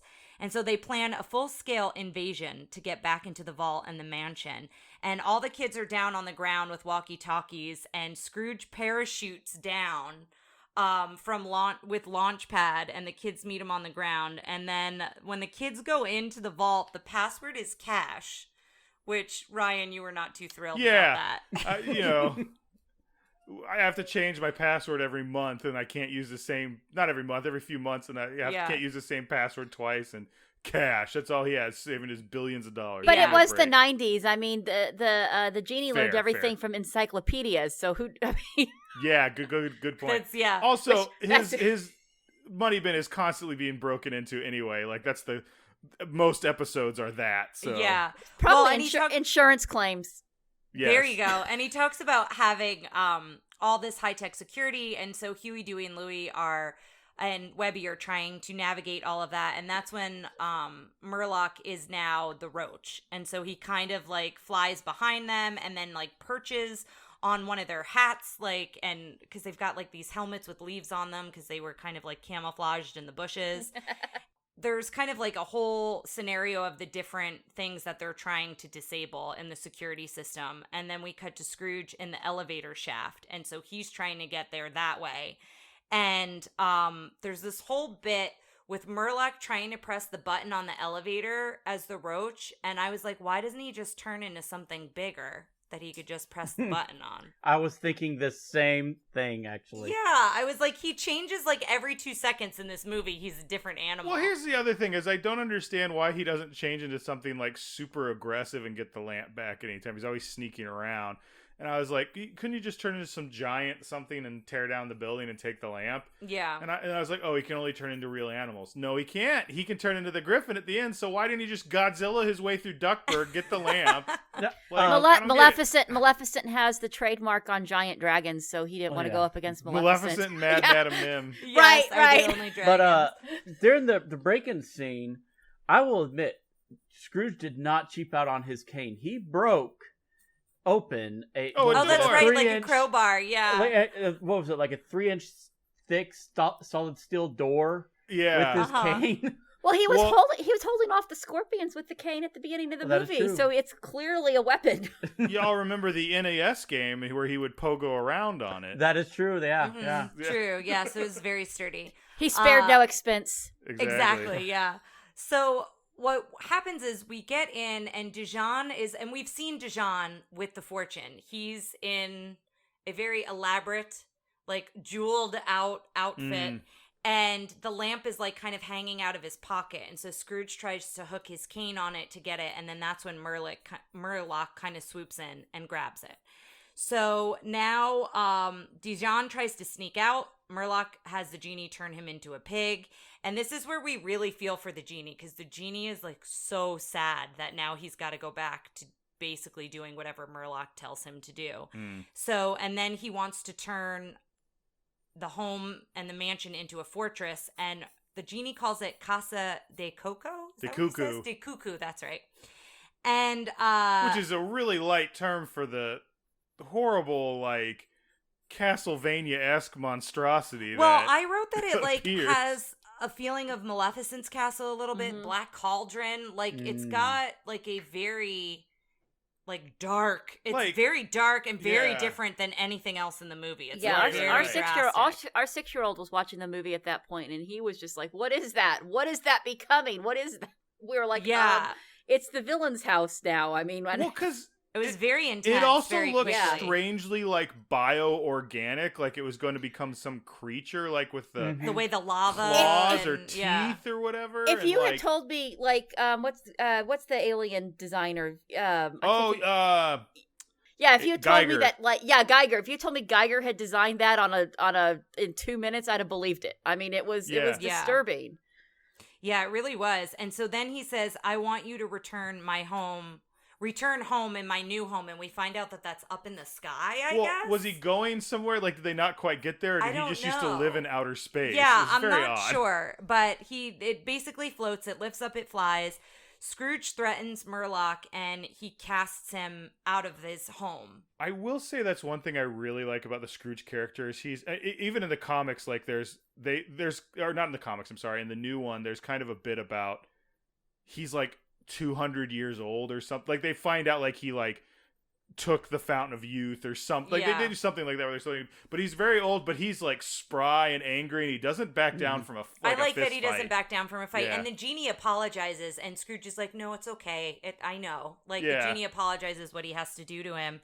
And so that's when the boys come in with their marbles and they slingshot the lamp out of Murloc's hands and they toss it to Scrooge. And so there's this whole bit of them all tossing the lamp back and forth. And then Scrooge and Murloc have like this epic fight in the sky where Scrooge almost looks like he's swimming as he's falling like at one point. Yeah, he was just slowly, kind of gracefully swimming to get to the lamp. I enjoy that the ducks can't fly. yeah, but it's also a reference to the opening of the original. I remember there's a shot where he's like going through space towards like a diamond or something. Oh, that's right. In the opening credits of the original show. So it's kind of this intense fight, and then the talisman gets knocked off of Murloc, and then he falls from a very, very great height, and that's the last time we see him. So yeah, my 6-year-old asked what happened to him, and we're like, yeah, I know you heard. Well, he's still falling to this day. He's still falling. He's immortal. Falling. It'll be okay. He wished to be immortal. He'll be okay. Oh, that's a good point. Do you think he died, or he just is it like he's immortal? Like that actually is a question for me at the end because of what happens at the end. Because Dijon ends up when he gets turned back into human. All the genie spells were undone, so absolutely Murloc died. Well, does that mean at the very end Pompeii and Atlantis came back? Yes, it does. It does. Yeah, it does. By that logic, it does. Atlantis definitely, I know, plays a part. Maybe in the cartoon, maybe in the comic. So Scrooge wishes for everything to go back to where it was, that all of them to go back home. And at this point, Dijon is still a pig in the vault. But as we mentioned... Just a pig in the vault? Scrooge's last wish is to turn the genie into a real boy. And the way he does it here, he's very curmudgeon-y to where they think he's going to send the lamp away. It's so for the audience. Like, I feel like they'd be like, Uncle Scrooge, no. He'd be like, no, guys, we're going to figure this out. It's fine. Like, don't worry. So he's like, no, I'm going to... Genie, get ready to cast your last wish. I'm going to... Yeah, that was my audition for... Scrooge McDuck. Your Scottish accent there. It got better as it went on. Thank you. I appreciate it. You're welcome. So he turns him into a real boy, and this is where he really looks like Poochie from Simpsons. Yes. They like 90s it up a little bit more here. And the lamp kind of crumbles into dust, and then Dijon is now back to normal. And then he says that he's a quadzillionaire. And I don't know, does he ever reference himself like that? Katie had something. So I was, oh my gosh. So I I went down the rabbit hole of Scrooge McDuck. And so somebody had calculated based on the average size of his money bin, how much he would be able to fit in there. And it was like 31 point something billion, which doesn't even put him in the top 20 for richest people in the world. Because, I mean, I think the top 20 ends at 70 billion. And so I was like, well, he's not even in the top 20. Then at the end of it, he's like, I'm a quadzillionaire. I'm like, okay, well, yeah, okay, never mind. You are. Like, I don't even know what that money is. Was one. Yeah, I don't know what that equals. Yeah. One thing I thought of because, spoiler alert, later, Dijon, when he turns back from the pig, he starts stealing stuff in his pants. And he starts running off, and all the money is, like, sprinkling on the road. That's kind of how it ends. And I'm like, it's also, like, we live in a time now where, like, liquid assets is not as much of a thing. Like, everything is, like... it's you have it's credit or it's this or it's whatever. But coins especially are not much of a thing anymore, right? Yeah, much bigger thing then. So it's like I'm like Dijon's got all these coins coming out. It's like I want to think about literally let's say those are all dollar coins. How much do we think he actually was stealing there? Because how much dollar coins could fit in his pants? He maybe had $600. Like, you know what I'm saying? Compared to the quadzillion, how much money? But I think that's Scrooge's character. Yeah, Scrooge being a miser. I mean, even in the newer cartoons, he's like, he gets upset if he's short a dime, Yeah, he's very, right. yeah. But that's how it ends, and then it goes to the credits, and then that's where we hear the theme song. I was going to make a comment on Scrooge's age, where you had talked about how he was really spry and athletic for his age, and that was, again, another deliberate choice by Carl Burns, by the creator, because he was like, this old man is not working for me. Like, I can't do anything with him in the comics. Yeah. So we got to have a reason for him to How many times have you ladies said that? This old man isn't working for me. So yeah, so it was a very deliberate decision that he'd be more of an adventurer, more athletic, and that goes back to the original creation where he was supposed to be this curmudgeonly villain, old, elderly person, and they're like, yeah, this is really boring. The other thing I was going to say that I like that they show him athletic but old at the same time, that it's both of those, is I work in the field of elder care. I work with older adults, and so I enjoy it not being the stereotype of he's frail and he can't do anything, right? Like, it's kind of fun that he's he's old, but he's also very strong, as we mentioned earlier, and he's always up for a fight, and My grandfather was doing marathons into his 90s, so... Yes, yeah. I love that. That's great. My great aunt, same. Yeah. And he would joke, he's like, I'm first class in my division always, because I'm the only one. Yes, because I'm the only one in I my get the division. gold all the time now. Yes, so good. That is when my great aunt passed, they had all her medals that she'd gotten for runs, and when I say I have a large extended family, I have a huge extended family. On that side of the family, I would probably match you there, Ryan. Yeah. It's like we all refer to everyone as cousins. I'm like, I don't know how you're actually related to me, so you're my cousin. So they had got all her medals out, and there was enough. She had a bunch of medals, and she collected pigs, like little stuffed pigs. And people gave them to her as gifts. So as you came in, everyone went, "This is the table full of medals. This is a table full of pigs. Please take a medal. Please take a pig. It is yours now." And we still have it. We do. We have the medal, and then we have Piglet, who's dressed up. Piglet as a professional wrestler. Yeah. So it's pretty great. Oh, that's perfect fantastic. for you. That stuffed really animal. is. Yeah, it's really great. So that's exciting. Okay, so now I've got our questions up. We ask these questions every time, so let's go over everything. First of all, how is the princess? And in this case, of course, as we established earlier, the princess is Scrooge McDuck. He's always fun. Absolutely a favorite. Yeah, it was also showed a little bit of growth for him because, when from the point that he discovered the lamp and the genie to the point of when he released the genie. So I like, too, that he talked about, hey, I'm going to donate most of this to museums for the insurance, write-off. for the tax write-offs. Right. Right. That doesn't sound like him. And then, Oh, it was so funny. But, I mean, again, you could kind of see where they were going with the, he's a nice miser, but not a villain anymore, which is really nice. I think there's an argument to be made that the other princess in this is Webby. Yes. I even think maybe the boys, but the boys even feel like take a step back, and Webby's got is the second tier protagonist in this for a long time. Well, a lot of her scenes were actually individual scenes, either they very much stood out. Yeah, well, the boys made me really appreciate how having 3 different actors for their voices in the new show, how much of a difference that makes. I so appreciated it because them just talking all the time with the same voice, I was like, okay. And so, Webby being focused on, like Brandon said, I think really is what made her feel like the second major character next to Scrooge. Yeah, and also because of her kind of, I don't know if intimacy, but the connection maybe that she has with Scrooge. Because she's the girl character, which we'll get to that in a sec, but I think emotions equal girl. But now we're at the point where in 1990, and now we're at the point where emotions also equal interesting. So I think that's what makes her interesting, is she's not just adventure in this. She's got let's be friends, and we've got to, I thought that made her a little more endearing. Mm-hmm. Yeah. How was the prince? I'm gonna say the prince in this case was the genie, and I love the genie. I love the genie. Yes.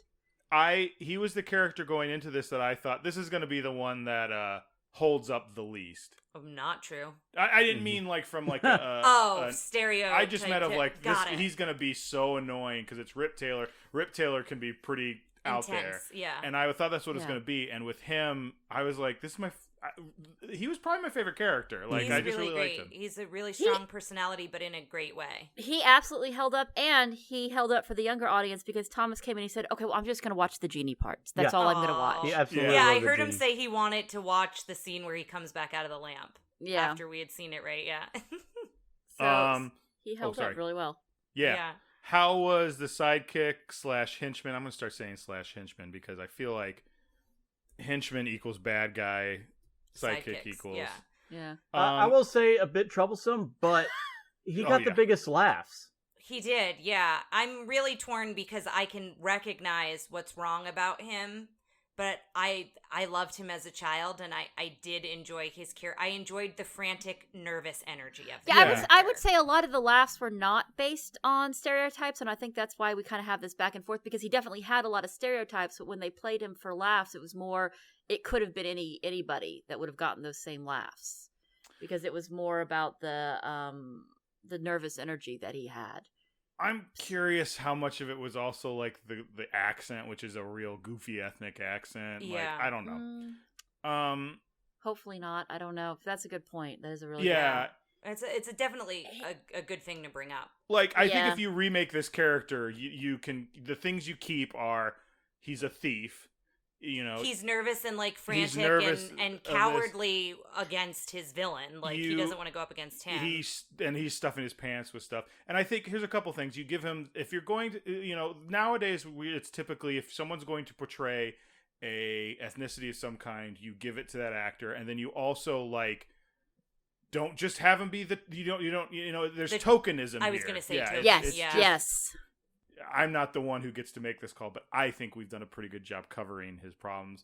But I think he's someone. I think there's stuff there that's funny. And I will say when they brought up that where he was rich again, I had a memory of being a little girl and going, "I want that outfit." I loved his rich outfit.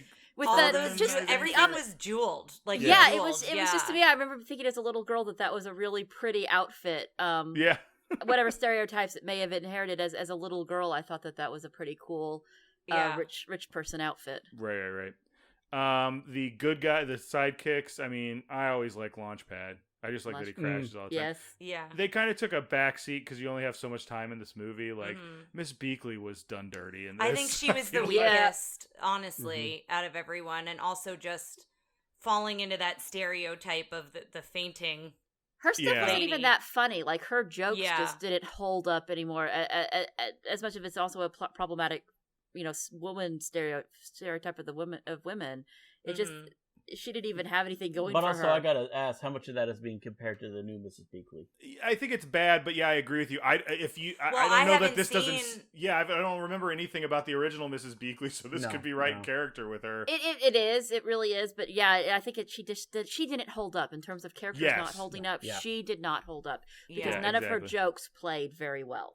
What was everyone's favorite musical number? This one wasn't a musical, but I think if does anyone not want to say the DuckTales? I mean, yes. Well, if it played properly on our screen, I would have enjoyed it a little more. Yeah. But we did have a dance party. We got the slow dance version.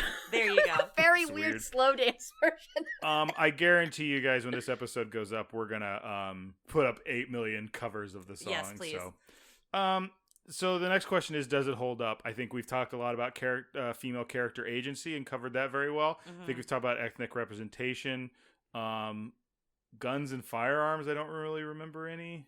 There's nothing really violent-wise or anything like that I would have, as a parent, been like, wait, hold on. Yeah. Let just me the jump. point of, when, the villain fell, I mean, that was the only thing. I mean, even our kid was like, what our kid definitely picked up that was not a safe fall.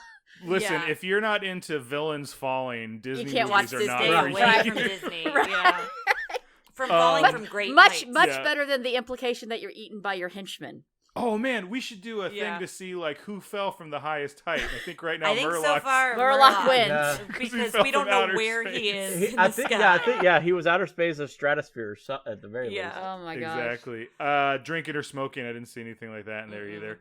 No, they were handing out sodas at the archaeology. They weren't even drinking. Specifically was like, here's your soda. So yeah, it was very clear that they had a young age in mind when they put this out. Yes, good and point. a lot of the animation styles and the choices, because in the 90s they could have gotten away with some of the, if they wanted to. But yeah, exactly. Definitely aware this was a Saturday morning cartoon. Yeah. We got listeners. We're going to kind of go over the villain ranking real quick with Katie, who's unfamiliar, and we will be right back to rank Murloc. All right, guys, we are back. We have discussed the villain ranking. I have also readjusted my spreadsheet to account for 4 guests, which I completely forgot about. So here we go. First one, frightening. Anybody want to chime in with what they got? 2. He didn't even scare my 6-year-old, so I mean... Ooh. I mean, that's a pretty good... I feel like that's a good way to test it out. Here's my thing, is the way the genie describes him, I think portrays him as much more frightening than he actually appears when he's on screen, if that makes sense. The concept of him was much worse than the reality. Like the things that you would think that he was going to do, but he never actually got to do that. And just the design, the overall look of him, the delivery of the lines, which I was still disappointed with because I love the Rasputin character and the way he does That's that. a good point. I kept thinking of Rasputin from Anastasia. Yeah. It just was not frightening. Mm. And he should have been. He should have been because of everything and the castle that he got. His castle was scarier than he was. Yeah, I agree with that. Yeah, I'm going to give him a 2 as well. Okay. I agree with that. I am as well. Brandon, what do you think? I actually went with a 3 because of the fact of how scared the genie was of him. Okay. I mean, and all the things that he did. I mean, he said the Atlantis and all the other stuff that he destroyed in the past. But also the transition into the animals. He actually was kind of scary at some points, like with the bear and stuff like that. So I gave him the extra point for like basically his past, the fear of the genie, and some of the attack scenes. I can see that. I can see that. Okay, he gets an extra point for the intimidation that he's caused in the past and the fear of the genie. Mm-hmm. Okay, that's fair. That's fair. Funny. So I think I'm going to give him a 2. I mean, I thought he was kind of funny with the stuff. I will say the one scene that I remember and like legitimately made me laugh with his whole like every time he was kind of like getting beat up as a small thing was when they were in the lasers. And he got hit, and they go, "Are you okay? Oh, good thing it just hit his helmet." And then it cuts to like him as a cockroach on his side, going, like sizzling, going. But like the voice acting there really made me laugh. But other than that, I mean, I thought he was all right. Like he was kind of goofy. There's a lot of other things in this movie that made me laugh more than that. I gave him a 3 just because his facial expressions were so good, but I would almost want to say he was more absurd than funny because I was never really laughing with him. Mm-hmm. Like he wasn't meant to be funny. It was just so ridiculous or something like that. So it added to why he's not as frightening to me because I was just laughing at him most of the time. Yes, I put him as a 2 because of the fact that he wasn't trying to be funny. He was just put in some funny situation. Oh, that's a good point. But the animators nailed those facial expressions. I mean, mad respect for the animators being able to make a cockroach and a rat and those kind of stuff that they did. I mean, people talk about the Madam Mim's transformations being artistically really well done, and I think they did the same thing with his transformations here. And that's part of why he was able to be funny. Yeah, I see what I want to give him is a 2.5, and we don't do 2.5. You can't do that. Because I think for me, he's a weak 3, but a strong 2, but I think I'm going to go ahead and give him the 3. Okay. Because I really loved the facial expressions, and he made me laugh, so... Okay. Well, that averages him out to a 2.5. Okay. So there you go. Fierce. I am going to give him a 2 on Fierce. It's a strong 2 because I agree with Brandon. They did a really good job of animating him coming from an animal into a. But is that on design more than it's? Well, I guess I'm thinking of the capes. Yeah, I'll give him a 2 then. But I think he... Again, I'm not trying to bully you out of your number, just I'm going to stick with a 2. I think Christopher Lloyd's voice had some gravitas to it. I mean, I think he wants to command a room, like, in that world, but to me, the audience, he was just kind of like... like, just kind of, like... Especially since we've seen, like, Judge Doom is in the top 10, and we've seen Christopher Lloyd pull off Fierce really well. Mm-hmm. That's what I was going to say. I think you're the fact checker, so correct me if I'm wrong, but this was Christopher Lloyd's first voice acting job, and I think you could kind of tell comparing that to Rasputin. Yeah. Because that was the fact that was the fact I shared earlier. Yeah. It was his first it was his first theatrical. First theatrical voice acting. And I think you could tell, and I think that's where I wanted him to have more fierceness because I've seen him do more fierceness in other voice acting roles, but this just didn't get there for me. So what was your number? 2. Okay.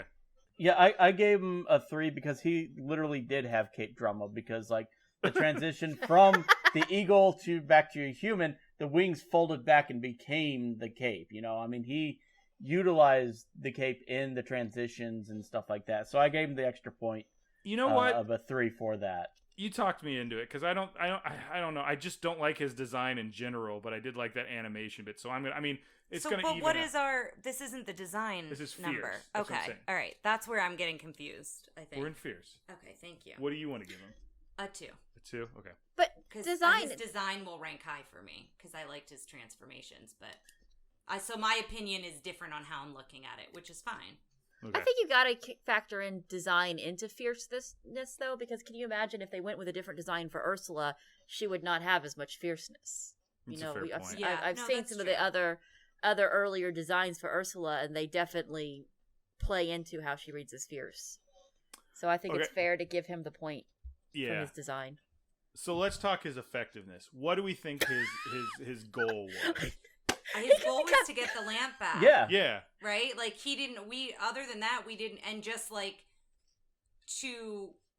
if anybody was crossing his path, he got rid of them. Apparently, that's what happened with Pompeii and Atlantis. Like, I think, he has him get rid of Scrooge. Like, I think it's like I think he met his objective, which was to get the lamp back. I think his objective was also just to. Yeah, I think he's got a high effectiveness because he just wanted the lamp. Like the villain achieves his goal, but then has it taken away from him, which we've given high 5s. Ranks before. Yeah, because he achieved it.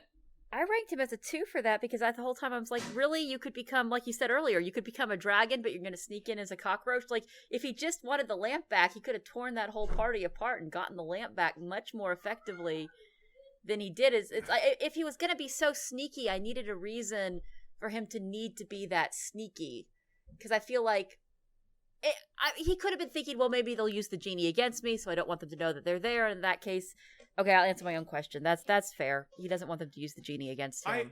I mean, this is also a hard one we found to do because it's like we've tried to keep it very like if they've met their objective, it's high, right? Sometimes is hard to tease out. I think there's something to be said about if your objective sucks. Like if it's like Lady Tremaine is effective at keeping Cinderella down, but Ursula wants to take over the ocean. Lady Tremaine wants to keep a woman and marry her daughters off. Yeah, so it's like that sort of thing. I'm willing to give him a 4 because he did it. Because he got his stupid lower intestine castle in the sky, and like he did it. But he just felt. I will agree a little bit to like Ursula and Maleficent did what they wanted to, and I'm gonna say it. They did it with some style, and they didn't seem like bumbling idiots getting shot by lasers and eaten by stuffed tigers. Mm-hmm. So I think I'm gonna dock him a little bit there by the way he did it. Was so ding-dongy, you know? Yeah. So I think I'm giving him a 4. Yeah, I gotta agree. I'm giving him a 4 because he did get what he was achieving to. He did get it taken away, but common issue with villains. Yeah, if he has to get it taken away. But we have one villain in this whole thing that has like achieved their goal and won, and that was the guy who killed the whale in Make Mine Music. Yeah, because the whale goes to heaven. He killed the main character. Yeah. And nobody else is going to do that. Yeah, usually every other villain eventually is defeated. So. But yeah, I'm kind of with you, Ryan. I docked the point because of, like, he was not... buffoonery. Yeah, he just... As old as he is, because of the fact that Genie said he's immortal, so he's very old.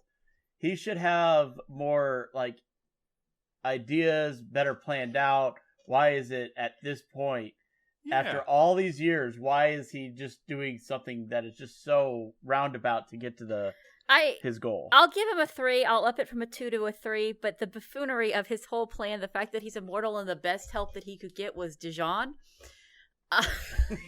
Yeah. I just feel like... You should have amassed an army by this point. I was like, you're immortal. How do you not have more minions and better minions? How is... I understand we're trying to keep it simple for the kids and everything like that, but I just... You gotta go with your heart. And your heart says 3. Yeah, he's a 3. Fair? He's a 4 for me. He's a 4 for you? Mm-hmm. Okay. Design. I gave him a 3. I gave him a 3. I like the general look of him. I mean, he looked scary, he looked like a villain. It got the point across for me. Here's a question. What animal was he? Whatever the Beagle Boys are. Beagle. Well, they're dogs. 'Cause they're beagles, yeah. Beagle boys, yeah. Yeah, but they don't look like beagles, so I mean... Do you know, this always blows my mind, do you know Pete from, like, Goof Troop is a cat? Yeah. Yeah. I thought he was a short-eared dog my whole life. No, he's a cat. Anyway. So 3 from Brandon. Tara, do you have a... I'm going to give him a 3 just because I really like the transformation so much. And my brain is contributing that a little bit more to design. So I wanted to give him a 3 for that. I really liked him transforming to and from the animals and the variety of animals that they used on him. Okay. Katie? Man, I gave him a 2. I was just not impressed. It was a very standard, in my opinion, kind of boring design. And the animal transformations did not save it for me. I have no idea what they were going for there. I thought it was a boring look. I'm with you. I thought he just looked like Wizard. Yeah. Again, the storyboard, the design team was near lunch and went with, pulled a D&D magazine out of the bag. Okay, we're going to do that. Yes. But less interesting. Make it more boring. Go away, Heat. I'm going to give him a 1, like, not because I was like, oh, I really like this guy, because he's also going to get a low yes factor for me. I'll tease that out. Yeah. He wasn't my favorite villain, and he wasn't mean enough, he wasn't, like, good enough to be interesting or bad enough to make me hate him, so I'm just going to give him a 1 in that. I'll give him a 2. Okay. Because, I mean, I actually enjoyed when he was on camera. I didn't want him to go away. But that feels like yes factor, not go away Heat. Yeah, so that's true. You want to give him... Well, I mean, yeah. I mean, yeah, I'll stick with the 2 still, though. If I'm understanding it right, the lower is better on this particular one. Like, it means that I didn't want him to go away. Like, because I don't have a big yes factor for him, but I feel like, especially during the end, I wish that ending scene had been longer because I felt like he was finally becoming a really interesting villain, and I wanted to see him do more in that very last ending scene with the castle. And so I was actually kind of disappointed. I feel like he didn't have a lot of go away heat because I wanted to actually see more of him. Here's how I look at it. If you have high go away heat but low yes factor, you're despicable. If you have high yes factor but you have low go away heat, you're interesting. If you have low go away heat and low yes factor, you're boring. You're basic. You're basic. All right, well, I found him to be at the very end a villain I would have liked to see more of. So he did not. So like the beginning, I could have seen less of him. He was kind of a stupid buffoon villain, and then they used him comedically well in a couple of scenes, and then finally, when he's becoming a very interesting, threatening villain, that's when we end the movie. So do you want to rate both yes factor and go away heat? Like, what is your go away heat on that? I guess that's a 2. On both, or? No, I had yes factor. A 2. He was a little bit boring. So, yeah. What do you have for go away heat? I'm going to do a 1 as well. Okay. I'm with you. I agree with what you said about it. And I'm going to rate him a 1 on yes factor. Do you have I'm going to as well, Same. yeah. What's your yes factor, Brandon? Probably a 2. Let me crunch the numbers. Hey, Thomas, you want to tell them what you thought of the villain? Did you like the villain in the movie we just watched? What villain? The bad guy. With the cat. I think that's a pretty low yes. Exactly. Yeah, I think that sums it up. What? What villain? The completely unmemorable villain, apparently. What? Never mind. You answered our questions unknowingly. Good job. What did you think of the castle? Oh man, the castle thumbs was down. scary. But he remembered the castle. He remembered the castle more than the villain. I'm going back to the castle. Do you want to ask Thomas a question? Yeah. Hello, Thomas. Hi. So, are you a big DuckTales fan? Well, I'm only fan of the Genie DuckTales. You like the genie? Yeah. Oh, what was your favorite part with the genie? I really loved it when the genie does magic. Oh yeah, that was a lot of fun. Don't yell. Sorry. So what would you wish for if you had a magic wish? There's raining candy and food. Oh, that's a good Raining range. candy food. Okay. Yeah, that's a Same. good one. Oh, Mhm. raining healthy candy and food. Right. Oh, okay. No, healthy candy. Oh, okay. That's what I wish. Oh, okay. Healthy candy. Well, thank you for being on the show, Thomas. Bye-bye! Bye-bye. So he is I think he's a little higher than I would rank him personally, but he is because I would actually put him in the lower half, but he is 16.5 and he is tied for 26th with Honest John from Pinocchio and Chef Louis from The Little Mermaid. Oh, okay. I would put him on par with Chef Louis. No, Chef Louis at least had a good song. Oh, no. Chef Louis, I take that back. He's above Chef Louis. Chef Louis has a 16.3. Okay, whatever point I need to take from him, I'll take a point from him so he's lower than Chef Louis. No, because it's Chef too Louis, late. That would be only a percentage. I know, but Chef Louis, man, had a good song. So that's... Chef Louis is kind of, in my mind, the dividing line between a good villain. Like, he's the midpoint. But so he's just a little bit ahead of that. Thank you guys, Brandon and Katie. Thank you so much for doing the podcast. Oh, we have the one question that I always forget, and that's: do we put it up on our shelf in a nice clamshell special edition, or do we lock it away in the vault forever? And for me, I gotta say, it's kind of in that Black Cauldron territory. Although I think I'd watch the Black Cauldron again before this. Really? I like the Black Cauldron. You love it, yeah. I lost interest in Black Cauldron. I didn't get through it either. It's so long. I think I would watch parts of the Black Cauldron. That's one thing this has going for it. It's very short and like quick to get through. Yeah. I think if we had a kid, I'd put it on the shelf and be like, oh, you'll enjoy this. But to me, it's not like classic like the other ones. So I know locking away in the vault sounds bad, but I don't think it'd make it on my shelf. So it would go in my vault. I gotta say, I don't know.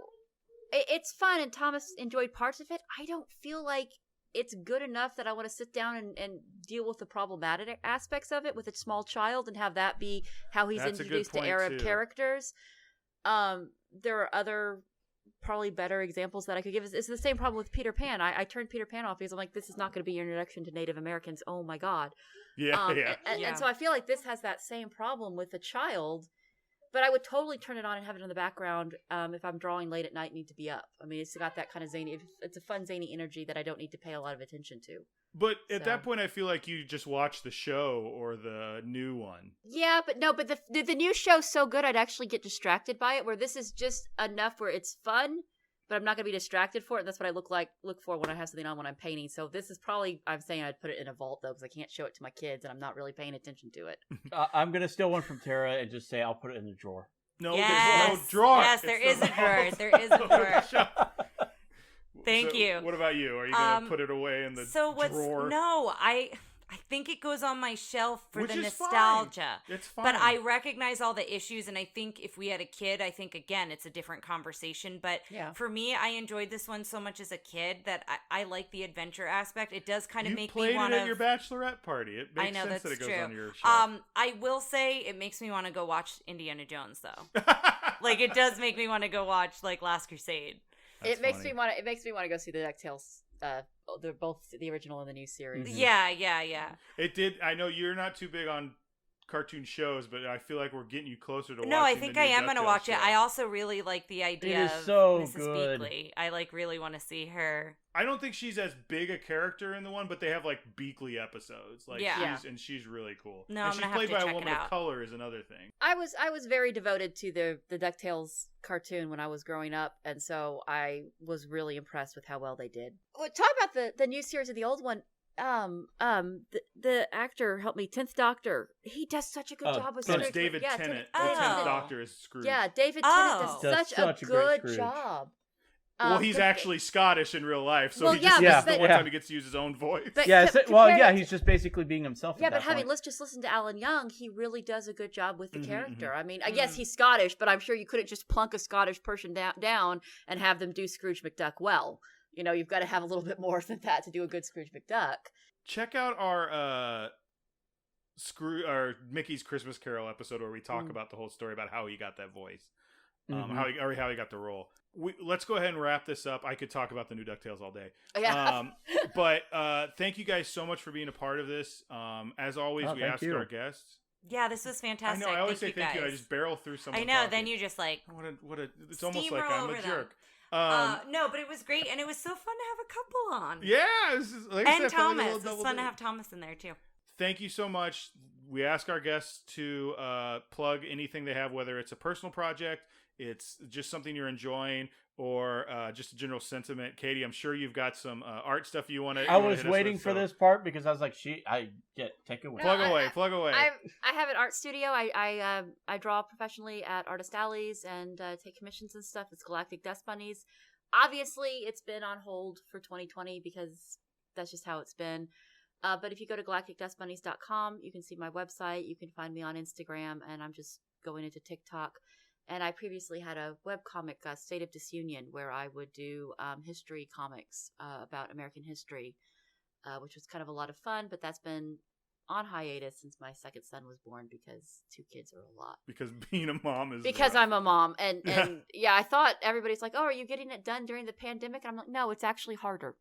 It's no, it's definitely not. It's the opposite of getting done with this. Exactly. But yeah, you can look it up. State of Disunion. You can find all that on my website, galacticdustbunnies.com. That's great, and we'll share that on the Facebook all our page social as media well. just goes up. Well, guys, check out galacticdustbunnies.com. Yes.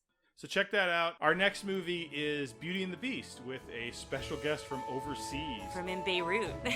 So, thank you so much, and we'll see you guys next time. Thanks for listening to Tara and Ryan's Princess Diaries. If you want to tell us your favorite Disney villain and why it's guest on, send us an email at trprincessdiaries@gmail.com. Or you can send a tweet about how great Maleficent is to @TRPDiaries. Check out our Facebook group by searching for Tara and Ryan's Princess Diaries. Tara and Ryan's Princess Diaries are available on iTunes, Stitcher, Spotify, Overcast, and many more. Wherever you hear us, please be our knight in shining armor and give us a 5-star review. Thanks again, and until next time, remember to always live happily ever after.